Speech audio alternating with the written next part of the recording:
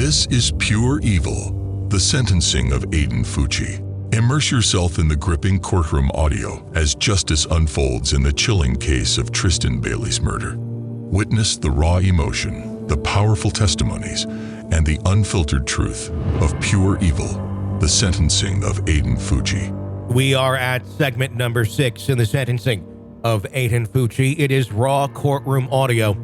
Let's head there now. St. Johns County Circuit Court is now in session. The Honorable Judge Smith presiding. Good morning, everyone. Please be seated. Thank you. All right, let's go on the record in case 21 CF 825, State of Florida versus Aiden Fucci. Who do I have appearing on behalf of the State of Florida? Jennifer Dutton. Mark Johnson. And on behalf of the defense? Rosemary Peoples. And Mr. Fucci is also present.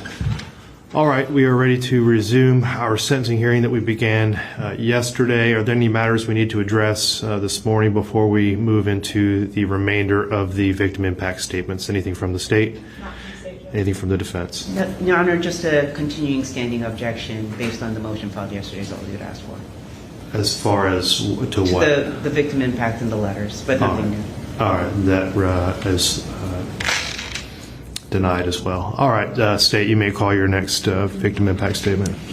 State calls Alexis Bailey. Alexis Bailey.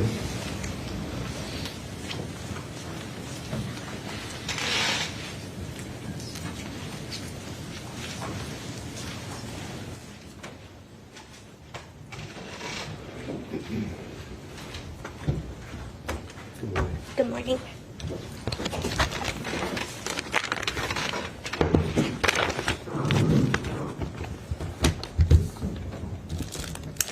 Alexis, before you begin, if you would just state your name and your relationship to Tristyn and within the family. Perfect.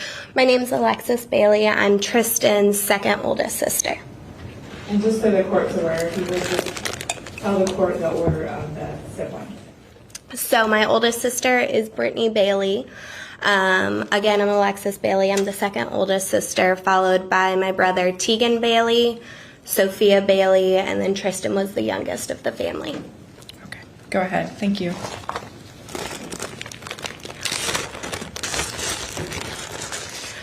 $114.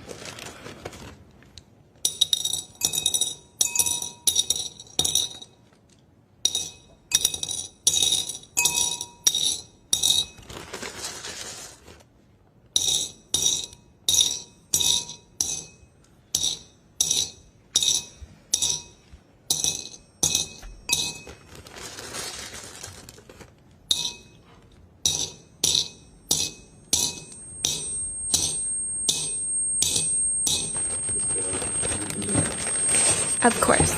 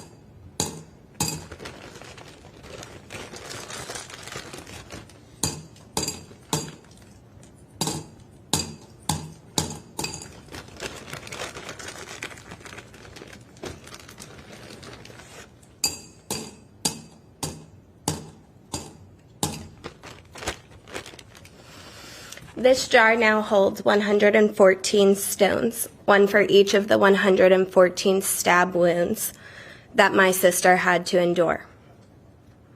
It was 1 hour and 42 minutes between when my sister was last seen and when Aiden Fucci was next seen, running out of the woods holding his shoes because his feet hurt.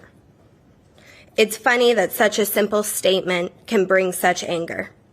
Aiden Fucci could show compassion for his sore feet, yet had nothing to leave for my beautiful sister. The number of questions I have for Aiden Fucci surrounding that night plague my mind. Did she see you coming at her with the knife? Or did you stab her while she wasn't paying attention? Did she scream out for help? Or was she paralyzed with agony? Did she cry for my mother? Did she beg you to stop? Did you hear her lungs gargling with blood? Or did you see it in her face when she realized she could no longer breathe due to her collapsed lungs? What were her last words? Did you stay to watch her die? Or did you leave her there in agonizing pain as you ran away? How long did she suffer? Did you watch the life leave her eyes? Do you know the answer to any of these questions? Or were you too caught up in the thrill of the kill? The last time I heard my sister's voice was May 8th, 2021. I have racked my brains trying to remember the last words she said to me. Was it "I love you"? Was it goodbye? Or did we say nothing at all? What I do remember is her walking out that door. I have nightmares about that moment. In my dreams, I try to reach out and grab her, beg her to spend the night, anything to prevent what happened just hours later, yet every time the door closes before I can get to her. The memories of May 9th will forever be ingrained in my mind, body, and soul. To know I was awake and only 11 minutes away from my sister as she was being brutally murdered. Could I have saved her? I remember the vivid feelings of my body collapsing on the ground as the police informed us that they had found a body. Then, finding out hours later it was Tristyn's body, I remember becoming physically ill and having a detective grip my hair as my body uncontrollably expelled everything from my stomach between my sobs. The pain I felt in every nerve as I watched my dad lying on the floor, screaming in a way no human should ever be able to produce. Our family broke that day, and I don't recognize any of us anymore. I have watched my parents going from believing that they were good parents to believing they were failures. I have listened to my parents question, what did we do wrong?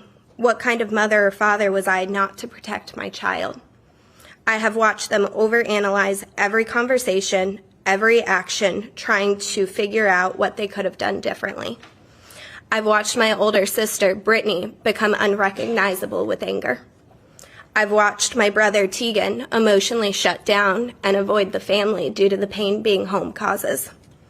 I've watched my younger sister, Sophia, completely lose her childhood and be cast into the role of being a parent and being the resident therapist for my mother. I've seen the changes in myself, the responsibilities and burden that I have had to undertake because of the actions of Aiden Fucci. I am the one who had the responsibility of speaking with the funeral home and forcing my parents to decide which urn to put what remained of Tristyn in. I was the one who had to pick her up from the funeral home and make that long drive home with her ashes. I have what remains of her beautiful blonde hair, now stained red, sitting in my house haunting me daily. I have had to become the safe place for my parents and hold space for their feelings. I have had to commit every detail of Tristyn's murder to memory so that whenever someone has a question, they need only ask and not be burdened with looking up the answers themselves through the hundreds of pages of court documents and police records. I bear the thoughts that one day the trauma we have all been through because of the actions of Aiden Fucci will cost the lives of my other family members. I have been diagnosed with depression, anxiety, post-traumatic stress disorder. I have been unable to work at times during this process due to the trauma and PTSD attacks triggered by knives, blood, and open wounds. My relationships have suffered. My physical and mental health has diminished, and my goals for the future have seemingly disappeared. Aiden Fucci didn't just take Tristyn's life that day. He took everything from us. Our family, sense of security, laughs, health, and potential. For us, justice does not exist in this case, and closure does not exist in this case, Peace, understanding, and forgiveness will never come. The duty of this court today is to determine and weigh all the factors in this case, to decide the just sentence for the crimes Aiden Fucci committed, with retribution and potential rehabilitation sadly being considered. The only justifiable sentence in this case is a full life sentence. Anything short of that would be an insult to not only our justice system and community, but to our family and Tristyn's legacy. Lastly, I would like to add my own stone to the 114 that I added for Tristyn. This white stone represents my trust in people, which died the day that Aiden Fucci chose to kill my sister. Thank you for your time. Thank you, Alexis. State would call Tristyn Bailey.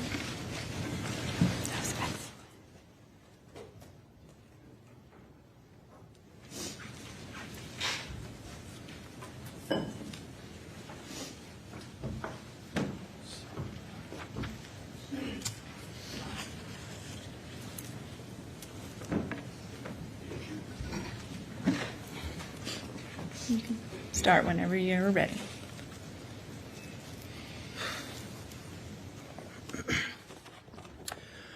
Your Honor, on Saturday, May 8th, 2021, I came home to spend time with family and to celebrate Mother's Day the following day.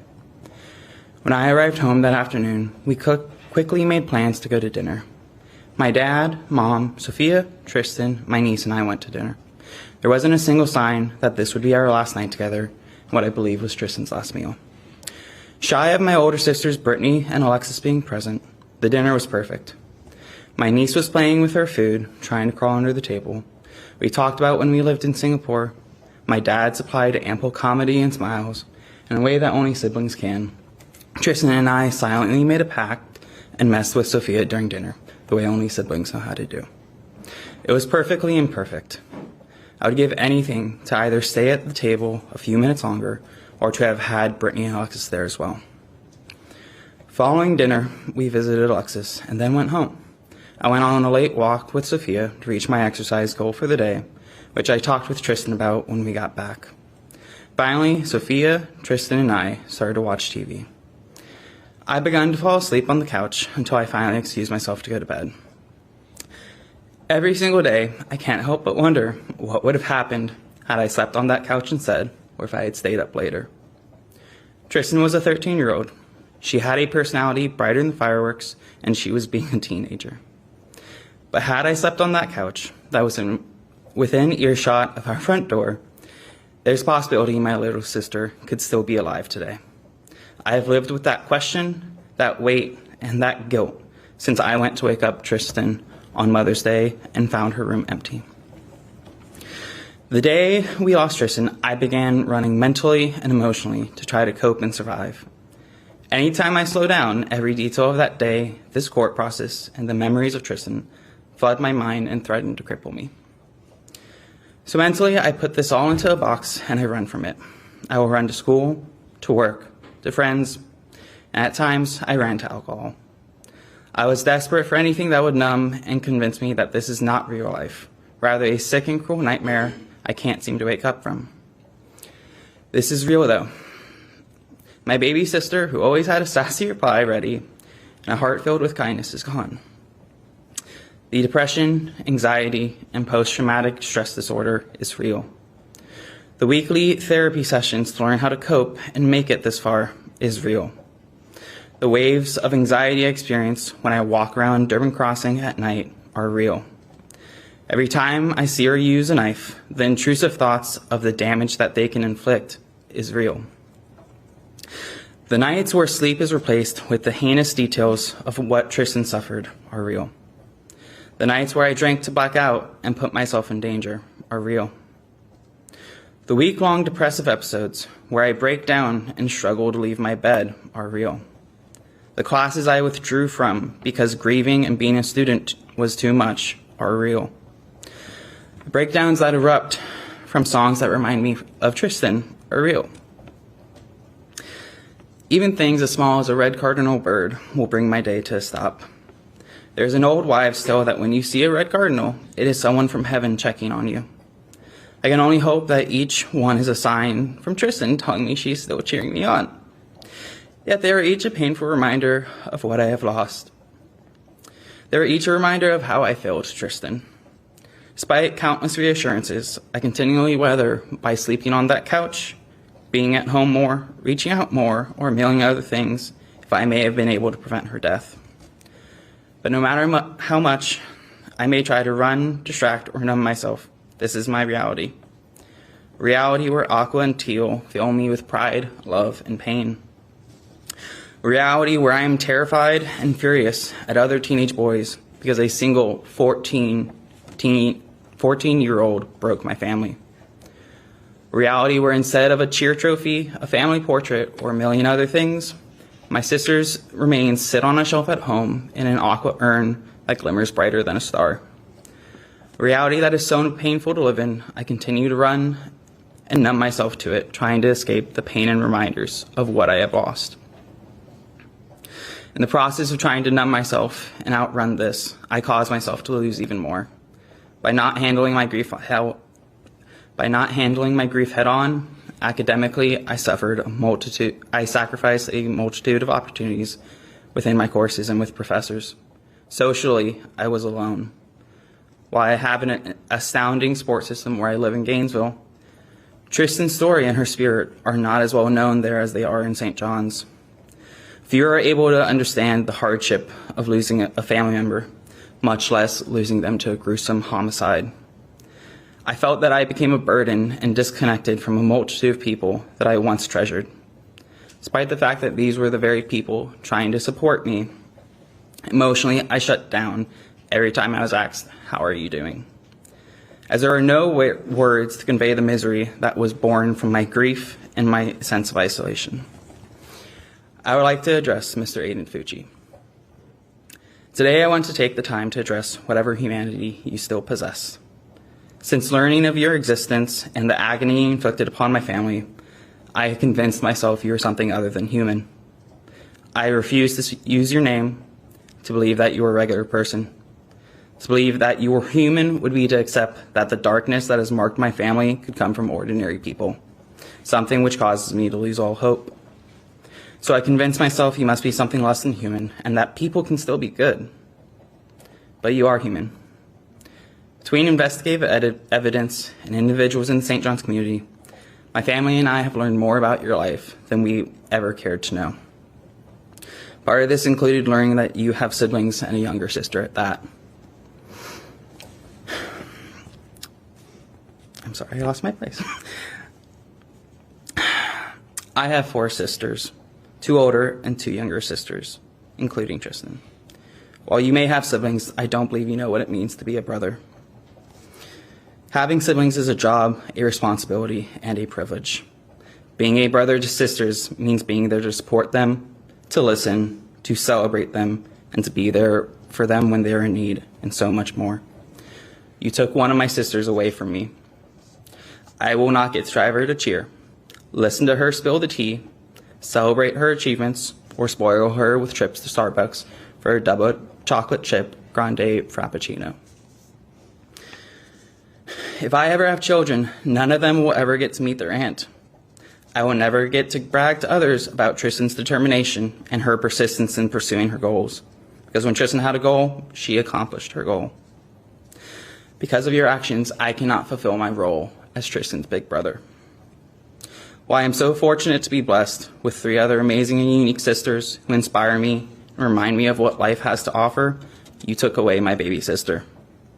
I want you to think of your own siblings, your own sister. Just as I have lost my sister, they have lost their brother. At the end of this, you will be in prison. They will not get to lean on you for support. You won't be able to celebrate with them or grow old with them. They have lost their brother. You have lost your siblings. You have failed as a brother. My siblings and I didn't just lose a sister. My parents lost a daughter. Tristyn's friends lost a goofball who brought a smile by walking into the room. The cheer community lost a teammate who was an unwavering pillar of spirit and perseverance. The world lost a young woman who, after binge watching Grey's Anatomy, became inspired to become a doctor. We lost the chance to see Tristyn graduate high school. We lost the chance to see Tristyn attend and graduate college. We lost the chance to see Tristyn find love and have her own family. Not only do we have to grieve Tristyn and her past, we have to grieve the person she did not have a chance to become and everything she never got to do or achieve. Since losing Tristyn, I've heard through countless conversations what can happen to her murderer. This court is able to impose between a 40-year sentence up to a life sentence. Several weeks ago, we sat in this building as the court reviewed a motion to limit autopsy photos to be shown during the trial, a trial which we fortunately did not have to go through. Among several things that came out during that hearing, I recall that there were 6 wounds that had been considered fatal. However, even in shy of these 6 wounds that my sister suffered, no one would have been able to survive the cumulative 108 other wounds. My sister was stabbed 114 times. 49 of those wounds were defensive. While some may view these as simple facts of the case, these are the thoughts that will plague the mind of Tristyn's community, friends, family, and myself for the rest of our lives. Tristyn's fought for her life, and my mind has tormented me since, with all of the details of what she went through and what she must have felt. This is a burden we collectively have to carry for decades to come. In light of this, a life sentence for her murderer seems nearly merciful. His wrongdoings reaped not only the remainder of Tristyn's life, but cursed the lives of countless others. Why should he be allowed to serve a single sentence while so many others must serve our own sentences because of their choices? If it were possible, I would plead the court to give a harsher sentence than life. But in the light of the current state of the law, I can only hope that he will be given the maximum sentence.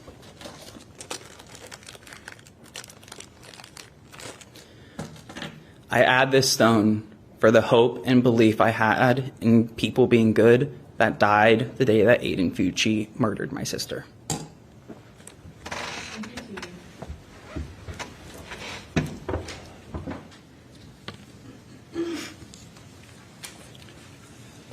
State calls Brittany Bailey.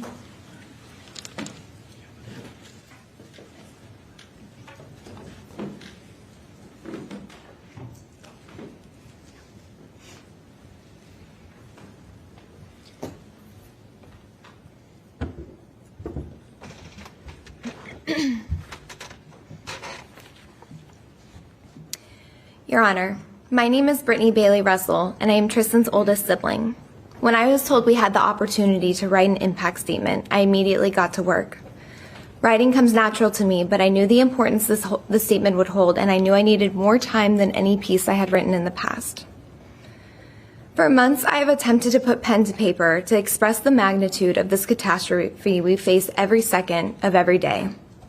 Yet every time I'm met with complete writer's block. Not the kind of writer's block where you have nothing to say, but the kind of writer's block where you cannot find words impactful enough to describe the devastation this has caused on my family.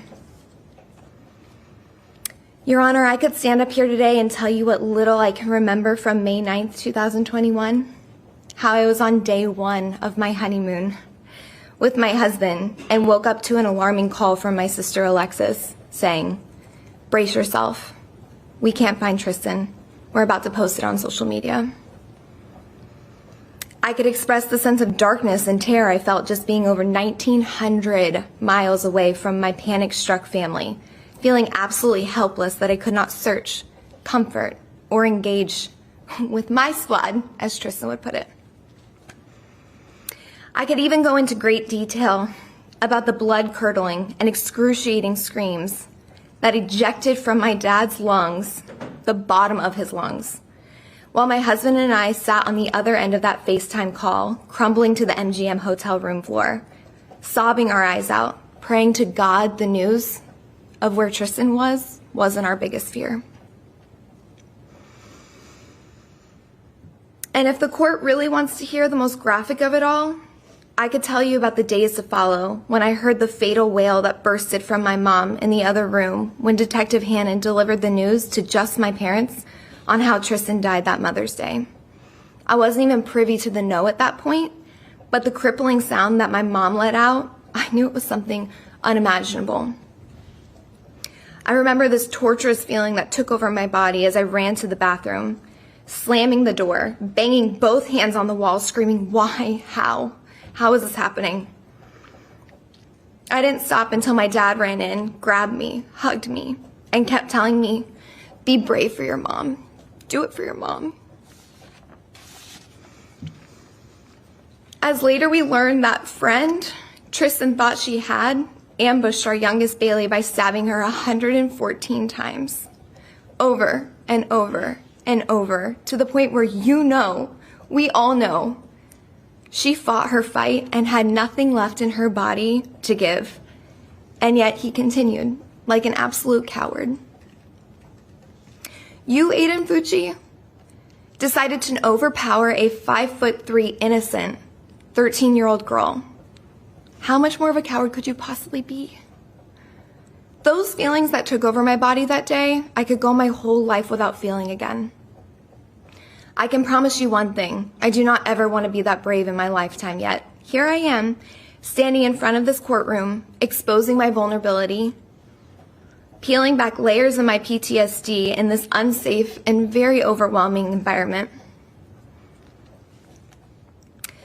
While I sit here publicly reliving tad bits of our worst nightmare, I recognize that none of these horrific memories will bring Tristyn back.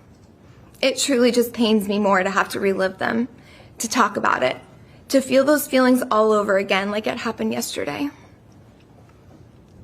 What I can confidently express to the court is, since my sister's murder, I agonize at the thought of leaving Florida for travel, something that was once engraved in my DNA. I lack prioritizing my husband, and I carelessly, and my parents openly allowed her zoo to live under their roof. Tegan's draw to coffee and books at University of Florida enticed him to continue on to grad school, which my parents could not be more proud of. Sophia, our lacrosse all-star, was just accepted to Colorado Mesa University to play goalie, and once again, my parents could not be more on board, even though this means there are 2 flights between their child and them. And as for Tristyn, cheerleading was her life. And because it was her life, it was my mom's life too. My parents have sacrificed their needs and wants for their children for 30 years. I've never met such selfless people. And to think one of the 5 of us won't get to see that fully through, Your Honor, I can't put a word to it. Agony isn't painful enough. Shattered to the core doesn't crumble like how I feel. Infuriated doesn't even come close to touching the amount of rage I find myself trapped in. And let me tell you, justice is just a word for comfort. It doesn't bring her back. It doesn't allow her to see if she would have made worlds or become a college cheerleader. It does nothing but put this inhumane, cold-blooded killer away for good. I ask you to remember how much my sister lost and will continue to lose as the years pass by because of one vile decision this ruthless, unremorseful villain made. His apology was a waste of oxygen and meant nothing. It was cold, it was callous, and it was disheartening, and it left my family feeling absolutely tormented. Once again, a word not pungent enough to express the degree of what we felt, but it's the best the dictionary could offer. In Tristyn's name, I will fight till the end to make sure my children, my siblings, my family, and our community will never see Aiden Fucci in society again. I respectfully ask for you to do the same.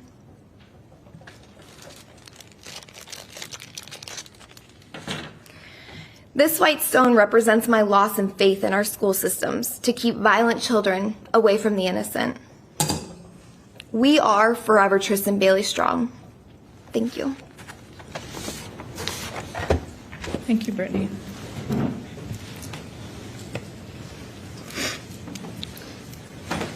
Next, we would call Miss Jean Sheffield.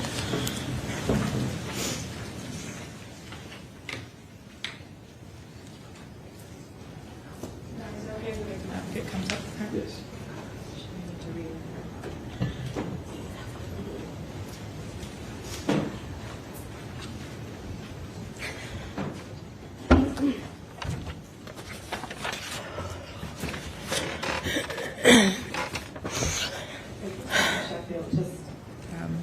state your name and then just tell the judge real quick your relationship to the family. My name is Jean Sheffield. And Your Honor, before I read my statement, I would like to read this excerpt from Lorraine and Glenn Bailey, the other grandparents in this case who could not be here.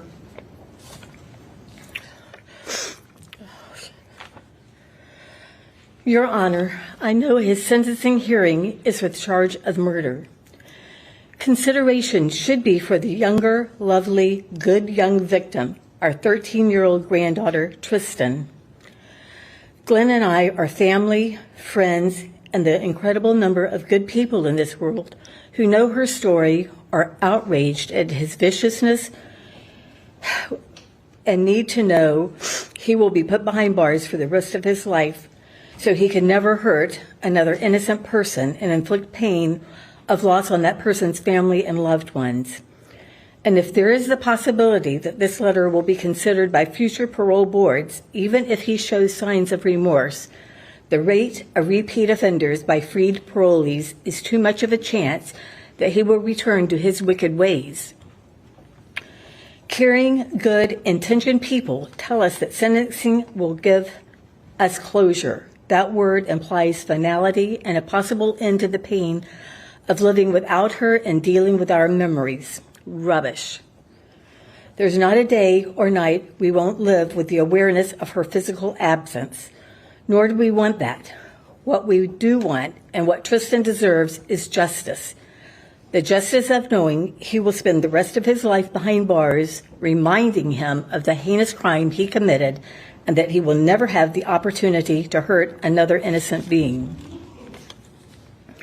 May I ask your awareness of another crime that he caused is still occurring and will follow us for the rest of our lives. When you commit a murder, you are also guilty of stealing their future. He is a thief. My husband's life and mine, my family, their cheer family she adopted and adopted her, and the countless people who have come to know her through Stacy's weekly Facebook messages, our lives will never be the same. He has stolen the joy of everyday life with her, her enthusiasm, her insistence on being included for any family event, her wordy description of the day's happenings, especially to whomever the chauffeur of the day was, her anticipation of being together with her friends and whole family on Sunday, or as it was known, Bailey Family Fun Day, and her interaction with each of us in a different, special way. He has stolen some of the family dynamic, and we all have to find a new sense of normalcy. There is another unknown loss he caused, the tremendous amount of good she gave to the world in her short life, the awareness of her story on the importance of kindness and caring to others, and her signs from heaven, all extraordinary. We don't know what career path she would have chosen in life, but if she did all of this in her 13 years on this earth, imagine what she could have done in adulthood. Your Honor, at 86, I know my time is limited in living with her loss, but please consider how her murder impacted my life and the lives of so many. Justice demands that you take away his freedom. Thank you for your time and any consideration you may give to my impact statement. That would be Lorraine and Glenn Bailey. And those are the parents of four. First parents, correct. Ms. Sheffield, you are Stacy Bailey's mother. I am Stacy. Thank you for allowing me to tell this defendant how he destroyed my life. While I choose to not speak his name, please know that this impact statement is directed to the defendant in this case. My name is Jean Sheffield. I am Tristyn Bailey's maternal grandmother. I flew to Singapore, where Tristyn was born, in January 2008 and held her for the very first time. In 2017, I moved from Denver, Colorado, in order to spend as much time as possible with my daughter, son-in-law, and grandchildren. Had I even dreamed you would cut my time with Tristyn so short, I would have never left her side. I am very grateful for the years I had with her here in Florida, but it wasn't enough. You stole from me the lifetime I was supposed to have with her. You stole that from all of us. Because of you, life for my family and me has been a living hell since Mother's Day of 2021. From the moment my daughter called me that morning stating that they couldn't find Tristyn, that she was not in her bedroom and was missing, my reality and the reality for all of us has shifted on its axis. Life has become a nonstop nightmare because of you. In the hour it took me to drive to Tristyn's home, I had convinced myself I would arrive to see her being lectured by her parents. Instead, I arrived to a war zone. Police cars, a helicopter circling overhead, bloodhounds searching, and dozens of people from the community trying to find Tristyn. It was chaos. It was insanity, and it made no sense. None of this has made any sense. You made the deliberate decision to destroy our lives. Why and to what end? As a mother and a grandmother, my only desire has been to take this pain away from my family. I've watched every member of my family literally drop to their knees in utter despair, and I can't fix it. I can't do anything to help them, and they can't do anything to help me. You are the one that did this to our family. I literally can't comprehend the evil in you. You have completely destroyed not only my life, but also the lives of Tristyn's mom and dad, her siblings, her paternal grandparents. You have irreparably damaged Tristyn's friends, her cheer family, and even the people who have never had the opportunity to have her incredible spirit in their lives. Tristyn will never get to experience going to high school, prom, learning to drive, graduating, going to college, having a boyfriend, husband, or children of her own. She will never get the opportunity to guide her niece into the world of cheer, the world that Tristyn loves so much. We will never get to experience Tristyn's excitement and watch her meet those milestones. You stole that from us. The first thought I have upon waking each and every day is that Tristyn isn't here, that she isn't coming down the stairs or coming through that front door. Not only is she not here, she was ripped from us with utter malice and evil in the most hideous way possible. I don't possess the words to tell you how we all miss her amazing smile, her laugh, her bubbly personality, her enthusiasm, her determination, and even her sassiness. Oh, what any of us would give to hear a little sass from her at this moment. Holidays will never be the same for our family. Our lives will never be the same again. Every night when it's dark outside, the anxiety of imagining the fear she must have felt with each stab of your knife is too much to bear. I sleep usually no more than 2 hours at any given time, and I almost always wake up in a panic attack. You have impacted not only my physical health and mental health, but my family's as well. The pain, grief, and sadness you have inflicted upon our family and friends, as well as the entire community, is incomprehensible. And you chose this. You chose this. How dare you? And yet, you get the freedom to still be alive. You ripped that same freedom away from Tristyn that early morning of May 9, 2021. You did it deliberately and with unspeakable malice. You planned this. You put forethought and effort into it. You went out of your way to spread this evil into our lives.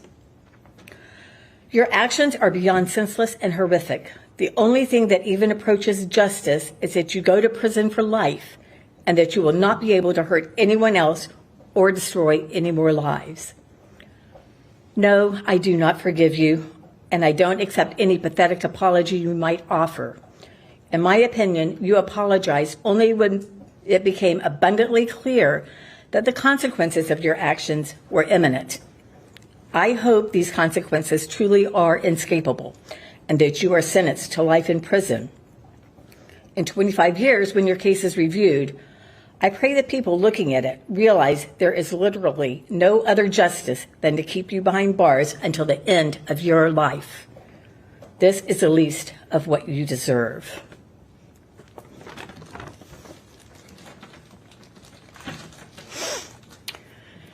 This white stone represents the loss and happiness and emotional stability for me and my family, which died on the day this defendant chose to murder our granddaughter. Thank you.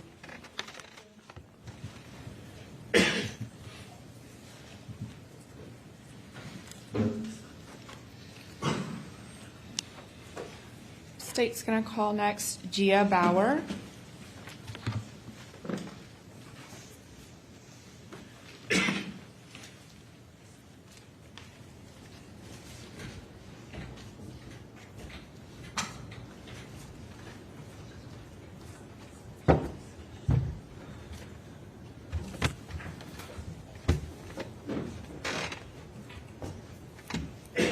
If you could maybe pull that microphone down a little bit.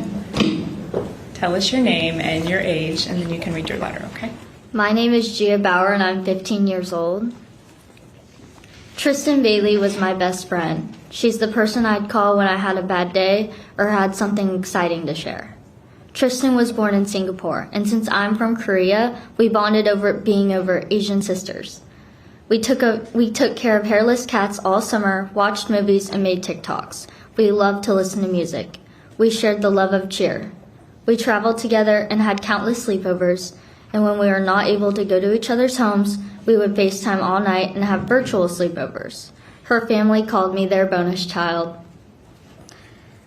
We went to our first concert together, and she's also the one who gave me my first concussion doing unauthorized cheer stunts. I talked to Tristyn every day. We had a connection that cannot be explained. We were always on the same page. She was my person, and Aiden Fucci took her from me.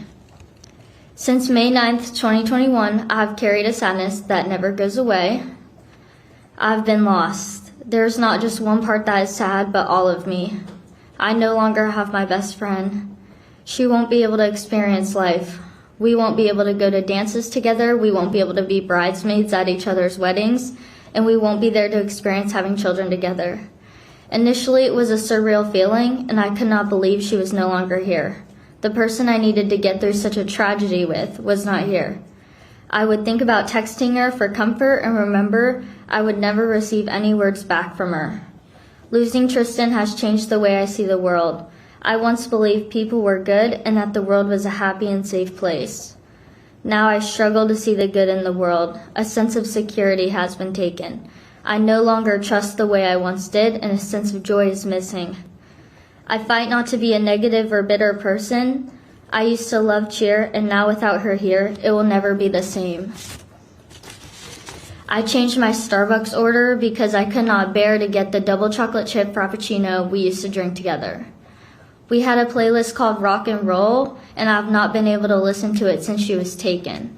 I avoid so much now, even people. I used to be known as Tristyn's best friend, and now my identity has changed. It's hard to be in public because people come up to me and want to talk to me about tea.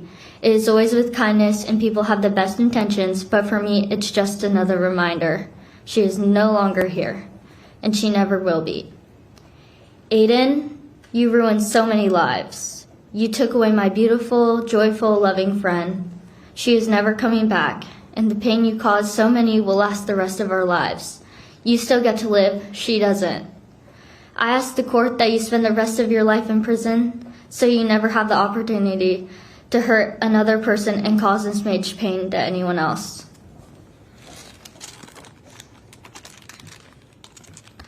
This white stone represents my innocence, which died the day Aiden Fucci chose to murder my best friend.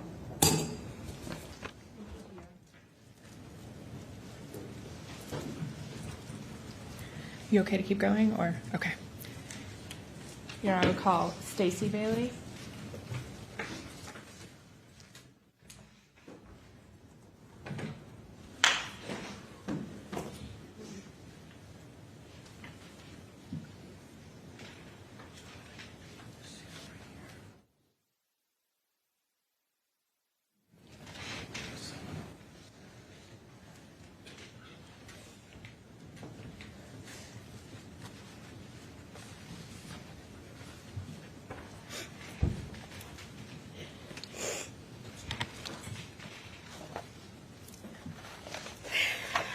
Whenever you're ready, Ms. Bailey.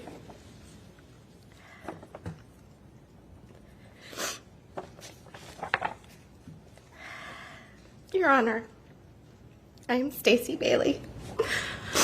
I am Tristyn Bailey's mother, or as her friends called her, T.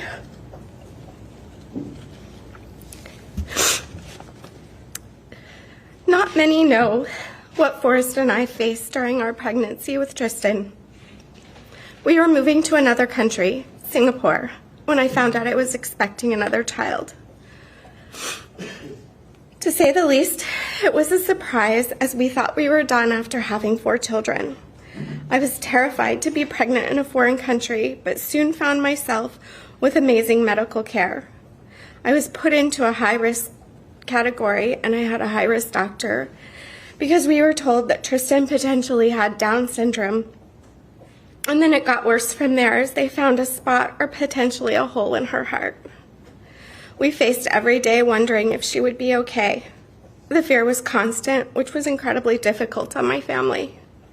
We prayed every day that she would be okay. But never once did we ever question that she was wanted and loved no matter what. Our prayers were answered when she came into this world with no signs of a spot on her heart, and she did not have Down syndrome. In time, we learned that Tristyn's heart was stronger than most, and it would be a gift that she would share with the world. We soon learned that she was a child that needed to be front and center from day one. Tristyn had she was incredibly loud from the get-go. She never really cried. It was more like a scream, ear-piercing at times. Growing up in Singapore for the first 4 years of her life was amazing. Her siblings and her had an incredibly close bond. But she had a bond with me that was unbreakable. Forrest used to say, "Nobody else seems to matter except for you, Stacey." She was always a very social child, always striving to do the best in every aspect of her life. She joined the cheer world at a very young age and pushed herself to be the best that she could be while always encouraging others. At school, she had excellent grades and had many friends. One of the things that stood out to me the most was how she fiercely protected others from being bullied. Tristyn truly had a heart of gold. For me, I have always loved being a mother and vowed endlessly to love, teach, and protect my children. I spent so many weeks traveling with Tristyn for cheer. Over the years, I was lucky enough to have a lot of one-on-one time with her. During these times, we would have conversations about friends, school, the good, the bad. I will never forget conversations about one boy in particular who was always getting in trouble in her class for years. I always ended the conversation with, "Just be kind to him. He probably needs friends. He probably doesn't have many." Little did I know that she did that over the years. At Tristyn's celebration of life, a boy waited in a long line of people to speak with me. To be honest with you, he's the only thing I really remember from that day. Everything else are just brief flashes of memories. He waited for so long to speak with me, and the tears poured out of his face. His words still resonate with me to today. He said, "She was my best friend. She was my only friend." I spent more than a month trying to figure out who this boy was. It turned out to be the same boy that we had talked about so often. At that moment, I knew just how extra special my daughter was and how she truly learned a valuable lesson of just be kind. I will treasure these moments and lessons taught for the rest of my life. I, however, failed in one lesson. I did not know that I needed to teach Tristyn to be afraid of the evil in her own school, to be cautious and fearful of the people you think are your friends. Aiden Fucci, you betrayed us all. I have seen the traumatic impact of Aiden's horrific actions and how they have affected all that knew and loved Tristyn. I have watched her friends become afraid to go to school and fearful of who they could and could not trust. I have watched the depression, the PTSD, the anxiety take over so many. Worse than anything, some of these feelings go so deep that several kids have tried to take their own lives from this incident. I carry the weight of this on my shoulders every single day. The guilt eats away at me. While I know it is not my weight to bear, it doesn't change the fact that I feel this. I feel that I have to protect and be there for each of her friends to let them know how much they mean to me. Aiden Fucci has destroyed so many lives by his vicious choice to take my child's life.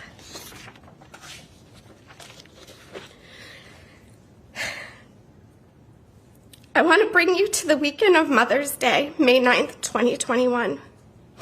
It was Friday night, and we were preparing for an event at our business. Tristyn came to me asking me if she could go to Food Truck Friday because all of her friends were going from school. I immediately said no because of our work event, and I could not go with her. You see, she had only gone one other time, and I was not willing to let her go without supervision. She begged to go with one of her friends that I had not met, but said that I could meet her parents as they would be watching over her. I agreed that if I met the parents and felt comfortable, I would consider letting her go. I drove to her friend's house, I met the mom, and we agreed that the girls could go as the dad would be taking them and bringing Tristyn home too. It was reassuring to meet another family who had the same parenting style as us. This night is where the weekend starts to crumble in hindsight. You see, Your Honor, many kids that night planned to sneak out, not thinking anything could go wrong. They just thought they were going to be having fun and hanging out together. Saturday night arrives. It was just a normal day around our house. I can remember Sophia and Tristyn planning what they were going to be making me for a surprise breakfast that next day, Mother's Day. They asked me to stay in my room until it was ready. Later that day, we went to dinner, and then we went to see our daughter Alexis and her new litter of Sphinx kittens. We didn't stay long because we were all tired. How I wish I had never gone to bed and stayed up longer. The next morning, Sophia prepared breakfast by herself, as Tristyn never came down to help. Needless to say, my Mother's Day morning was soon filled with panic as my son informed us that Tristyn was not in her room as he went to tell her it was time for breakfast. I thought to myself, this can't be. She must be in the bathroom or her sister's room. I immediately ran upstairs to indeed find she was gone. We all frantically were yelling for her and running through the house with no reply from our precious daughter. Forrest yelled for me to call the police, and this is where our nightmare went into full force. My heart was pounding with every second that passed, pleading with the police to help me. We soon found ourselves calling our friends on the phone, using social media, and yelling in the streets for anyone to help us. How could this be? This crazy thing of social media is there is always a trail, and we knew within an hour who Tristyn was last with. I thank God for that trail, even though I find some of social media to be the bane of my existence. The minutes turned into hours of not knowing where our daughter was. I called her phone, as so many did, for it just to go to voicemail. Everything that happened that day is a blur. I do know that there were so many people trying to help find our daughter. Our community was there for us, and and completely put their Mother's Day plans aside. At some point around 2 o'clock in the afternoon is when my mother saw a dragonfly. And she said to me, "Stacy, look, it's good luck. They're gonna find her." Unfortunately, I shoved my mother as hard as I could and started yelling at her.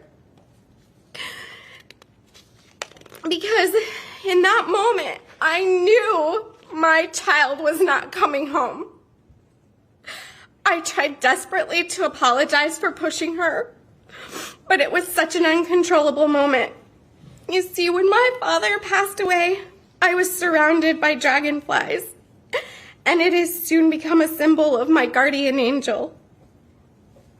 4 more agonizing hours passed before I found myself sitting in our home with family and several detectives. We waited for the news that we could have never been prepared for, pleading to God to not let this happen to my family and to not take our baby girl away from us. I cannot tell you all the details of what happened when we went inside, as my brain has hidden them in my memory somewhere deep inside. I have very few memories of that day. Your Honor, what I'd like to do is share one night from a recent journal of mine this past month. It's 1:05 a.m. My eyes pop open in fear, and I try to orient myself as to where I am or if I am safe. I walk myself from the couch to my bedroom and try to get some more sleep. It's 2:05 a.m. Again, startled awake. It's 3 a.m. I'm startled awake again, as I am every night, multiple times a night. My head is pounding in pain. My thoughts are racing. My anxiety is high. My chest is tight. The thoughts immediately start. The time tells me that it's over. Tristyn lost her life by now. Visions flood my head, how terrified she must have been. What went wrong in that moment of betrayal from someone she thought was her friend? Did she know it was coming? Did you wait for her back to be turned? The first strike of the knife, the fearful shock she must have had. The second strike, what is happening? I can only imagine she tries desperately to fight him off. Why is this happening? He continues to strike over and over and over as she continues to fight. My chest pain grows tighter, and the tears are now flowing. Was she screaming for help? Did she try to reach for her phone to call for help? Tristyn's desperation to live and get away from him continues until he overpowers my child. He continues stabbing her even when there is no fight left. These visions are embedded in my mind.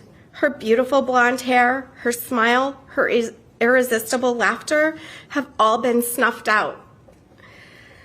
The guilt I have that I was not there to protect Tristyn plagues me. My thoughts continue, and I cannot get it out of my head about the pain Tristyn felt.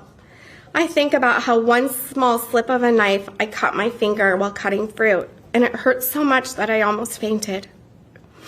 I pray she passed out. But honestly, with the amount of defense wounds, I know she did not. She fought, and our beautiful daughter suffered for so long as he took no mercy in the 114 times you stabbed her. My heart is pounding so hard now, I think it could come out of my chest. Oh my God, please tell me this is a bad dream. Tell me that I will wake up from this horrific nightmare. The pins and needles have started in my head. The trauma migraine is here. They always come. I beg and plead with myself to just stop thinking for 5 minutes so that the pain goes away. It only increases until sharp stabbing pains take over my head, which can bring me to my knees and screaming in pain. This is my new normal, every day, all day. My new life, sentenced to the torture of my child being murdered. Please stop thinking. Just go to bed, just for a few moments to relieve the pain. It's now 3:46. I try to close my eyes, but it only lasts for a brief moment as the fear is overwhelming. The darkness scares me. What is waiting to harm me out there? Will I ever have peace? No. How can I without Tristyn? It's 4:15 a.m. Sirens are going off that send me running to the living room only to find out it was on the TV. The panic is now starting to elevate to the point I can't control my anxiety. Images race through my mind of the helicopters, the police sirens, the bloodhounds, and worst of all, the police asking me to come in my house. I remember falling to my knees, begging them not to make me go inside. I knew that meant she was never coming home at that horrific moment. The darkness of the night surrounds me, and I live in constant fear of what might harm the rest of my family. A memory flashes and enters my mind as Detective Hannah knocked on my door at 3:40 in the morning that night to let us know that an arrest had been made. God, please make this stop. Wake me up from this nightmare. I want to run and find Tristyn, but then I am met with the reality she is gone. Am I losing my mind? This cannot be real. I question God. Why, oh why, did you not protect her? How could you let evil touch her? Why, God, why? This is my sleep pattern every single night for 97 weeks. Sleep deprivation at its finest. The sleep deprivation is taking a toll on me mentally and physically. I do not recognize the person looking at me in the mirror. How I wish it was someone else. The sleepless nights bring black circles under my eyes, and the swelling from the constant tear and the stress have aged me beyond my years. I have memory loss, and I live in constant brain fog. Trying to put complete thoughts together can be very challenging. I now suffer from pins and needles in my head many times a day, along with chronic migraines. My hair is breaking and falling out due to all of the stress and anxiety.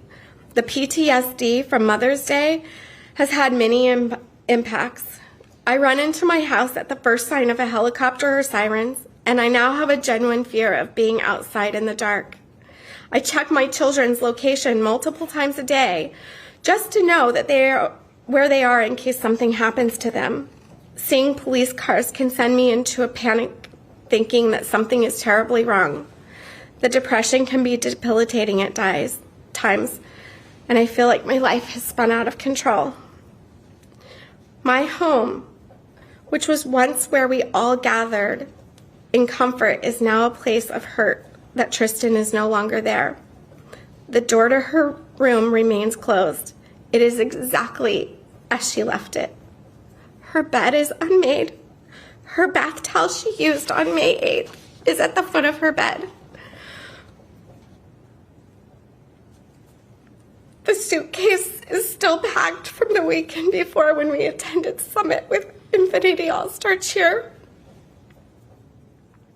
I can't bear to change one thing, not even washing her clothes in the hamper, as it would wash away the scent of her. Many times I find our cat, who knows how to open Tristyn's door, in her room as if she's just waiting for her to return. I do not know if we will ever have comfort in our home again. My children were once full of life and laughter, and now they are full of despair, anger, depression, PTSD, and anxiety. Bailey Family Fun Day was every Sunday in our home. A day where we would all come together and have a meal and spend time together. Sunday will never be the same for us as we have a missing link in our family. The Sunday of May 9th, 2021 has made us dread every Sunday. How will it ever be whole again? Aiden Fucci, you have destroyed me. You have destroyed my family. You have destroyed Tristyn's friends. You have destroyed the community that we live in. You have caused a divide amongst friends and neighbors that should have never been. You have taken away my baby girl, my past, my present, my future by your calculated, vile actions. I will never be able to watch her perform on stage with her cheer team. I will never see her win Summit or Worlds. I will never have our special weekends away, just the two of us. She will not be able to graduate high school or college. And her father will never be able to walk her down the aisle at her wedding. You have taken this all away from us. I will never understand the heinous choice you made that day or why my kind daughter was the one that you chose. I will spend the rest of my life grieving our beautiful daughter, longing to hear her voice and hold her in my arms. Aiden Fucci, your deplorable actions are unforgivable, and I will pray every day that you stay in prison for the rest of your life and never be able to harm anyone else in this world again. Your Honor, I plead with you. Please consider everything that he has done to our daughter and to our family. Aiden Fucci made a heinous decision on May 9th, 2021, and took the very life that I brought into this world.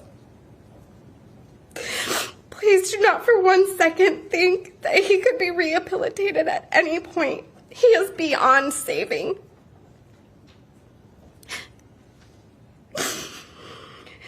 He should have to pay for his crime against my daughter.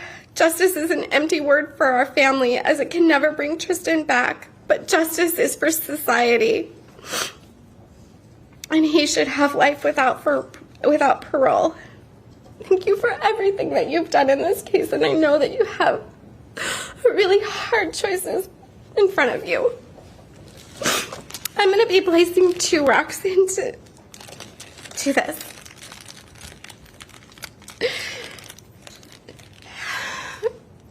This rock, this white stone, is for her sister, Sophia, who will never have the opportunity to be a big sister again, and you stole that from her.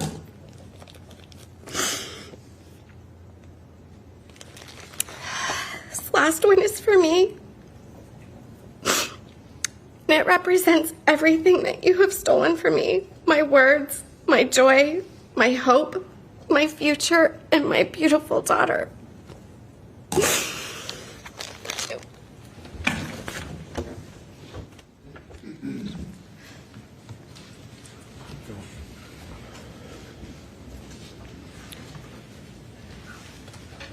We would call Forrest Bailey.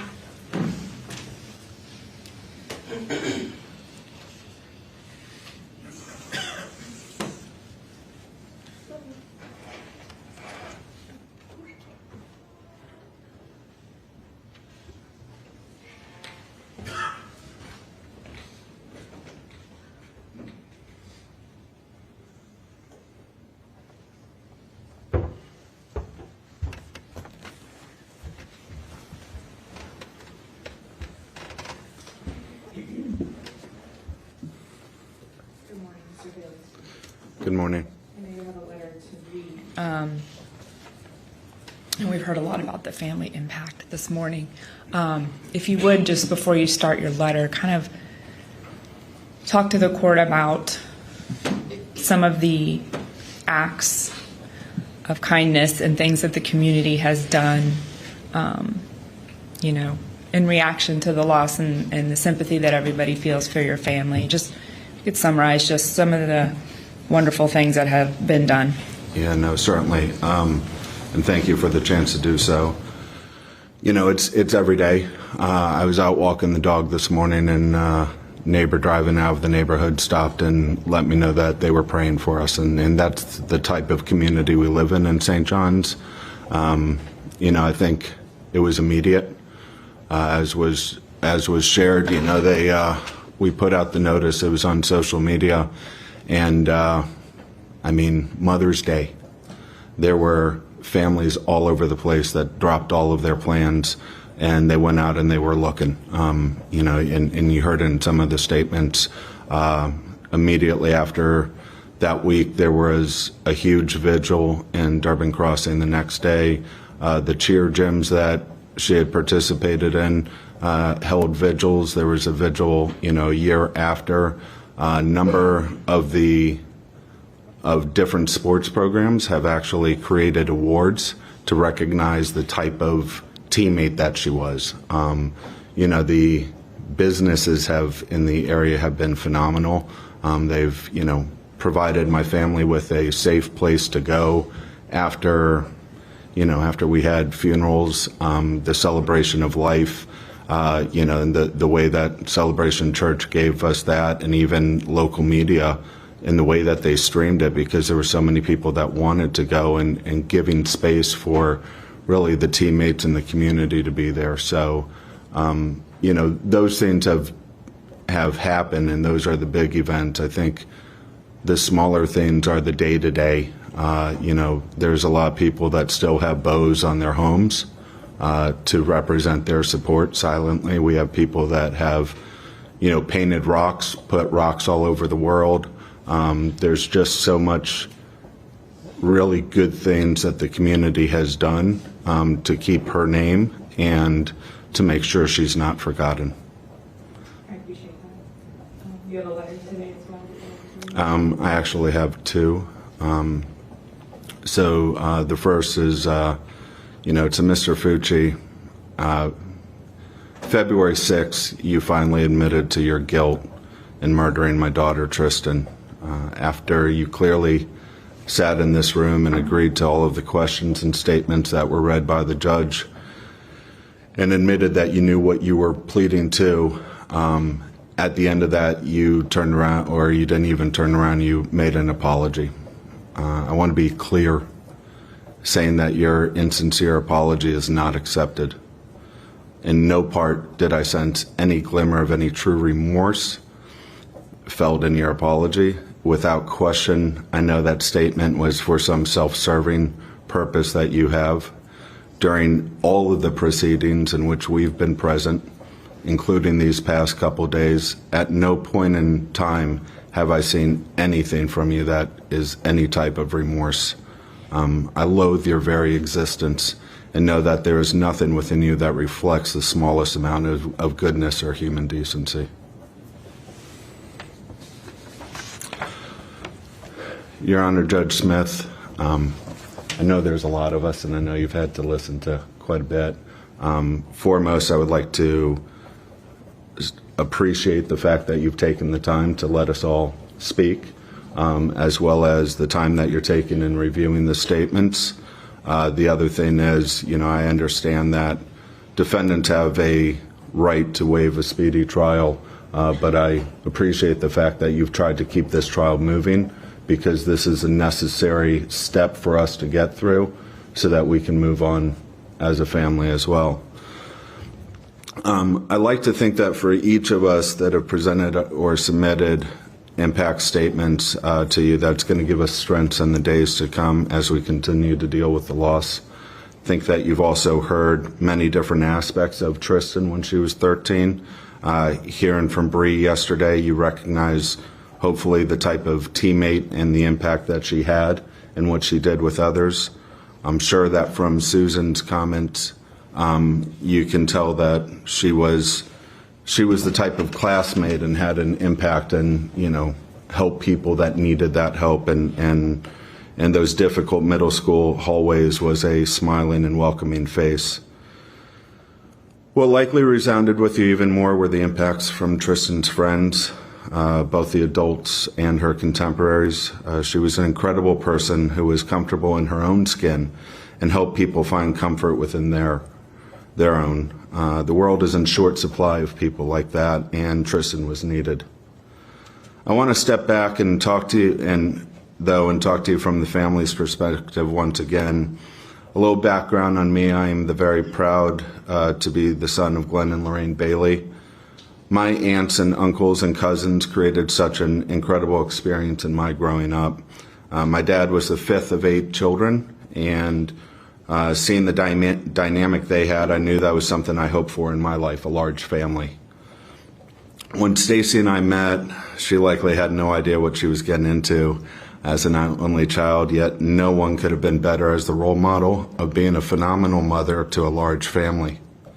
We were sure to tell each of our kids that a sibling can be a gift like none other. The relationship is so incredibly unique. I am so blessed to have children that treasure one another as well as mine do. I know you heard this from each of them that spoke today. Yet my daughter Sophia was not ready to do so, which I completely understand. It is an impossible task to ask her to summarize the loss of her sister. They had the most unique relationship. While so much has been shared on how Tristyn encouraged others, Sophia likely was Tristyn's biggest supporter and fueled her confidence. Sophia was always looking and taking care of Tristyn.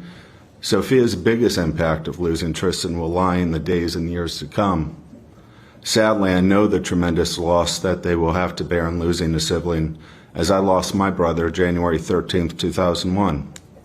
He is with me constantly, and the regret and unfulfilled plans we had together.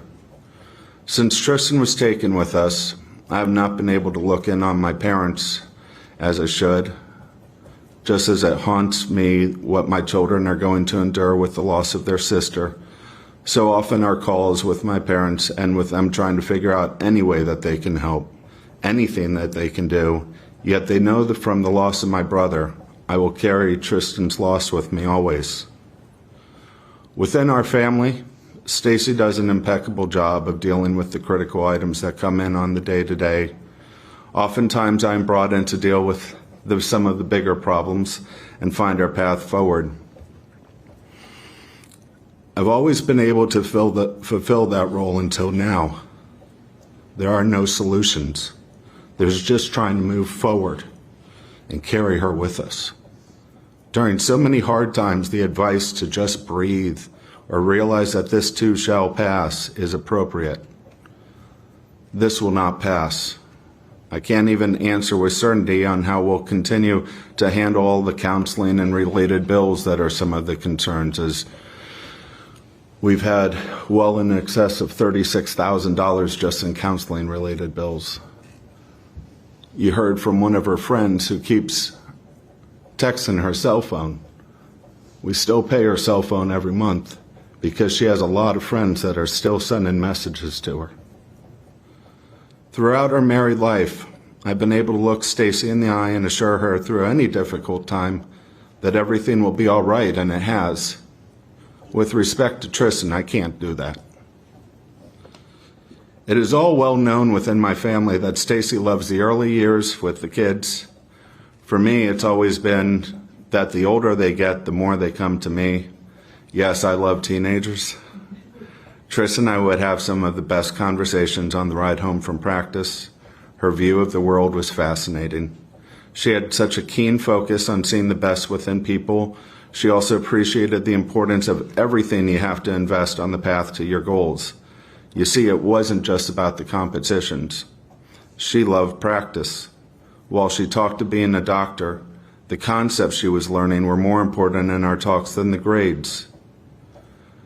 The continued expansion of our relationship with our time together has been obliterated. Stacy and I feel directionless. We are so far behind on so many things in life, from the trivial to the important. Even our life path, such as when I will retire, is in complete disarray when the baby is taken from the family. I always figured when she graduated from college, Stacy and I could enjoy travels and looking in on our family wherever life took them. Now I just don't know. Just don't know about so many things. I've lost my sense of self. A good friend of mine who lost their son described feeling like a zombie. It is a description that has stuck with me, as that is what I feel like. Going through the motions, hoping that you get everything right. Even when you get assurances that you are, you just doubt it. Despite what anyone says, when you lose a child, your life becomes ongoing questions of doubt. The grief will not go away. Tristyn's birthday every January 18th is going to hurt. Every Mother's Day, that sacred family day, will have its painful moments. Every May 9th will hurt to remember what happened to our Tristyn. The anniversary dates are always difficult. As you know from The way too many parents that you've spoke to in your courtroom, the pain and triggers happen every day. Every day upon waking up is a cruel reminder that she is gone. Within our family, we had our tradition of Bailey Family Fun Day. No event in the world it was as dear to me as our family dinners, and everyone would make it there on Sunday. Every Sunday is filled with hurt as the day she was ripped from us. It hurts us to the core to sit in my chair at the head of the table and have our baby not in her chair, but in an urn sitting on a shelf in front of me.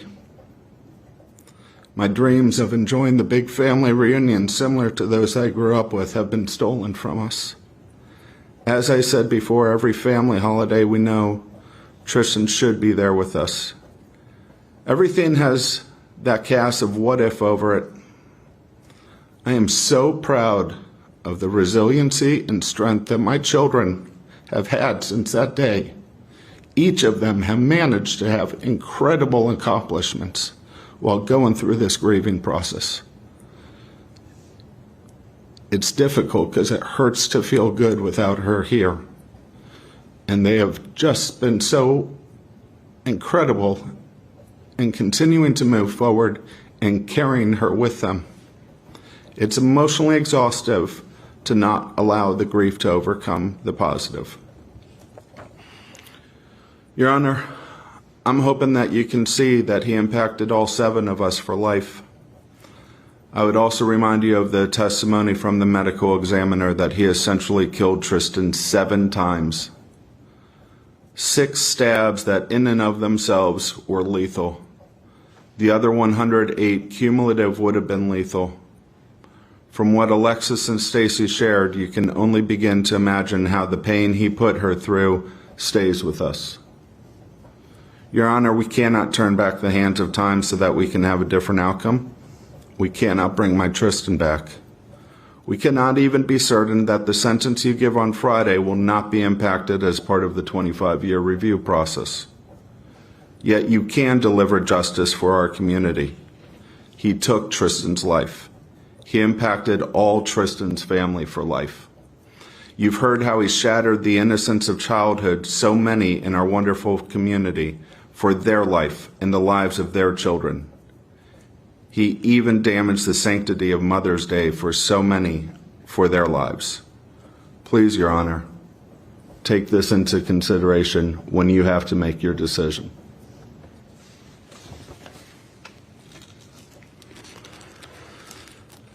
Lastly, I want to place this rock. And this rock represents the loss to our family and the world for all of the good Tristyn would have done. Thank you for your time.